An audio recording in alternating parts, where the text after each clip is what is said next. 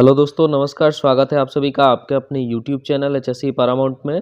दोस्तों, आज के हमारे वीडियो का टॉपिक है हैशकैम कोड। आज के इस वीडियो में हम जानेंगे कि हैशकैम कोड क्या होता है।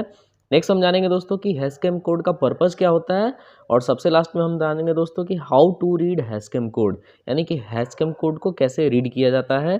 तो चलिए वीडियो को शुरू करते हैं और डिटेल में जानते हैं।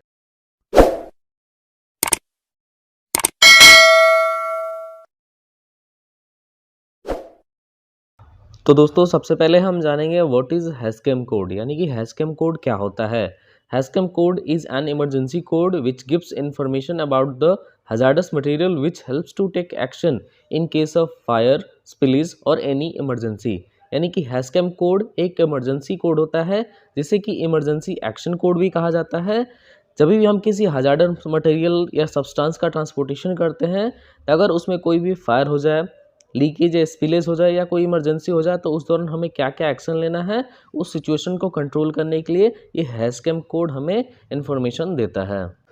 As per Indian central motor vehicle act 1989 rule number 134, if any vehicle carrying hazardous substance or material must have EIP, that means emergency information panel on them।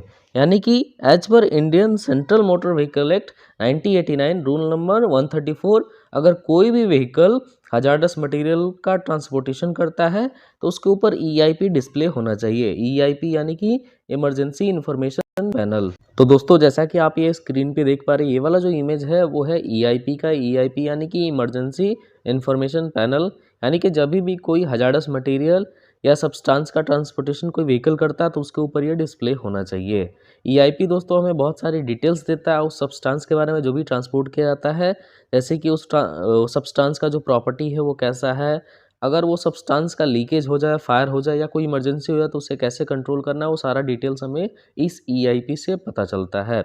और इसमें बहुत सारे सेक्शन होते हैं, जिसमें कि जो सबसे वो ऊपर वाला सेक्शन है यही दोस्तों हैशकैम कोड है, जिसके बारे में हम बात कर रहे हैं। हैशकैम कोड में दोस्तों 2 या 3 लेटर्स कंटेन होते हैं, जिसमें कि कुछ का न्यूमेरिकल वैल्यू होता है और कुछ का जो होता है वो अल्फ़ाबेटिक वैल्यू होता है।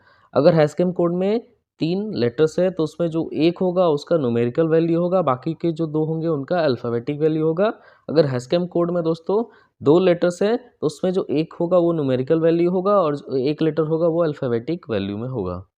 नेक्स्ट अब हम जानेंगे दोस्तों हाउ टू रीड हैशकैम कोड, यानी कि हैशकैम कोड को कैसे रीड किया जाता है, कैसे पढ़ा जाता है। तो जो हैशकैम कोड होता है दोस्तों, तो उसमें जो सबसे पहला लेटर होता है वो न्यूमेरिकल वैल्यू में होता है, जिसका वैल्यू 1 से लेके 4 तक हो सकता है, यानी कि 1 2 3 4 हो सकता है। नेक्स्ट जो दूसरा लेटर होता है दोस्तों वो अल्फ़ाबेटिक होता है। अल्फ़ाबेटिक में ये PRSTWXYZ हो सकता है।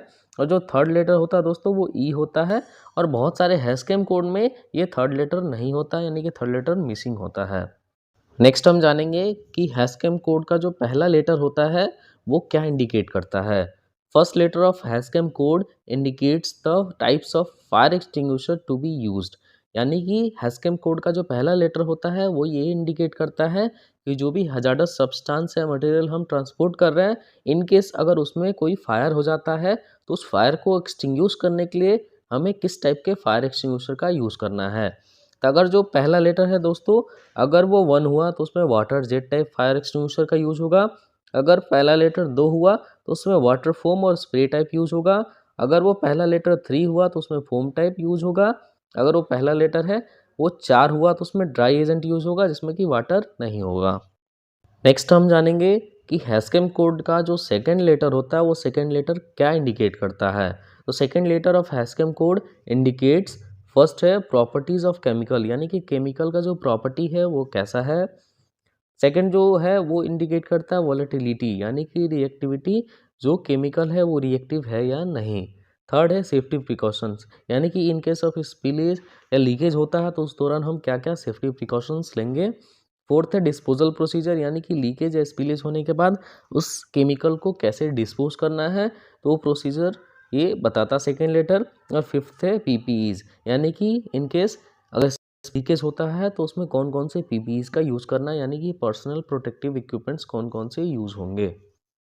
तो दोस्तों, जैसा कि आप ये स्क्रीन पे इमेज देख पा रहे हैं, इस इमेज में जो हैशकैम कोड का सेकेंड लेटर है उसके बारे में डिटेल में दिया हुआ है, यानी कि कैटेगरी जो भी लेटर्स है जैसे PRSTWXYZ। नेक्स्ट उसके बगल में आप देख सकते हैं वी वायलेंस, यानी कि जो केमिकल है वो वायलेंस है या नहीं, यानी कि रिएक्टिव है कि नहीं। उसके बगल में लिखा हुआ दोस्तों प्रोटेक्शन, यानी कि अगर उसका स्पिलेज हो जाता है तो उस स्पिलेज में हम कौन कौन से प्रोटेक्शन लेंगे, क्या क्या PPEs का यूज़ करेंगे। और सबसे लास्ट में इस चार्ट में दिया हुआ सब्सटेंस कंट्रोल, यानी कि स्पिलेज के बाद उस सब्सटेंस का कैसे हम कंट्रोल करेंगे। इसे हम एक एग्जांपल के हेल्प से समझते हैं। हैशकैम कोड का अगर सेकेंड लेटर P है तो P का मीनिंग क्या है। जैसे P देख सकते हैं आप यहाँ पे, P के सामने जो है ये वायलेंस है, यानी कि V लिखा हुआ है। V यानी कि वायलेंस एक्सप्लोसिवली रिएक्टिव, यानी कि वो जो केमिकल है वो हाईली रिएक्टिव है। नेक्स्ट क्या क्या हम प्रोटेक्शन यूज़ करेंगे, तो वहाँ लिखा है फुल, यानी कि फुल PPs विथ BS8। और नेक्स्ट सब्सटेंस कंट्रोल, यानी कि अगर इसका स्पिलेज हो जाता है तो हमें क्या करना है। तो यहाँ पे आप देख सकते हैं कि लिखा हुआ डाइल्यूट, यानी कि wash to the drain with large quantity of water, यानी कि अगर उसका लीकेज हो जाता है, उसमें स्पिलेज हो जाता है तो उसको हमें कैसे कंट्रोल करना है। तो लार्ज क्वांटिटी ऑफ वाटर से उसको हमको ड्रेन में वॉश कर देना है, जिससे कि उसका जो रिएक्टिविटी है वो कम्प्लीटली ख़त्म हो जाएगा और वो हमारे इन्वायरमेंट के लिए हार्मफुल भी नहीं होगा। नेक्स्ट अगर दोस्तों किसी भी हैशकैम कोड का जो सेकेंड लेटर है अगर वो Y है, तो जैसे हम देख पा रहे हैं यहाँ पे Y के बगल में ये जो वायलेंस है V लिखा हुआ है, यानी कि वो जो केमिकल है वो एक्सप्लोसिवली रिएक्टिव है। नेक्स्ट हम देखें प्रोटेक्शन में क्या यूज़ करना है, तो वहाँ पे B है, यानी कि जो PPE यूज होगा वो BS8 होगा। और नेक्स्ट वो सब्सटेंस का कंट्रोल कैसे करना है, उसमें लिखा हुआ कंटेन, यानी कि prevent spillage from entering drain, यानी कि वो जो केमिकल है वो हमारे इन्वायरमेंट के लिए हजार्डस है, तो उसे कभी भी स्पिलेज होने के बाद ड्रेन में एंटर करने से प्रिवेंट करना है। नेक्स्ट हम जानेंगे दोस्तों कि हैशकैम कोड का जो थर्ड लेटर होता है वो क्या इंडिकेट करता है। तो हैशकैम कोड का जो थर्ड लेटर होता है वो होता है ई यानी कि इवैक्यूएट, यानी कि इन केस कभी भी उस केमिकल का लीकेज या स्पिलेज हो जाता है तो जो भी प्लेस है उस प्लेस को इवैक्यूएट कर देना है। ये इंडिकेट करता है हैशकैम कोड का थर्ड लेटर। नेक्स्ट हम जानेंगे एलपीजी के हैशकैम कोड के हेल्प से, एलपीजी यानी कि लिक्विफाइड पेट्रोलियम गैस के हैशकैम कोड के हेल्प से कि कैसे हैशकैम कोड को रीड किया जाता है। तो एलपीजी का जो हैशकैम कोड है वो है 2YE। 2 यानी कि पहला जो लेटर है वो इंडिकेट करता है कि किस टाइप के फायर एक्सटिंग्विशर का यूज़ करेंगे। तो पीछे जैसा हमने देखा कि 2 में वाटर फोम और स्प्रे टाइप के फायर एक्सटिंग्विशर का यूज़ होगा। सेकंड जो लेटर है दोस्तों वो है वाई यानी कि ये इंडिकेट करता है कि उसका प्रॉपर्टी कैसा है, उसमें क्या क्या प्रोटेक्शन लेंगे और अगर उसका स्पिलेज या लीकेज होता है तो हम उसे कैसे कंट्रोल करेंगे। तो वाई जो होता है वो वायलेंस होता है, यानी कि एक्सप्लोसिवली रिएक्टिव होता है। नेक्स्ट उसमें जो पीपी यूज़ करना है, पर्सनल प्रोटेक्टिव इक्विपमेंट्स यूज़ होगा, वो BS8 यूज़ करना है। अगर इस केमिकल का स्पिलेज हो जाता है तो हमें उसे कंटेन करना है, यानी कि prevent spillage from entering train. और जो थर्ड है लेटर है वो ई है, ई इंडिकेट करता है इवैक्यूएट द वर्क प्लेस। तो दोस्तों आई होप आप लोग को वीडियो समझ में आ गया होगा। ऐसे और वीडियोस देखने के लिए सब्सक्राइब करें हमारे यूट्यूब चैनल HSC पैरामाउंट को। Thank you for watching.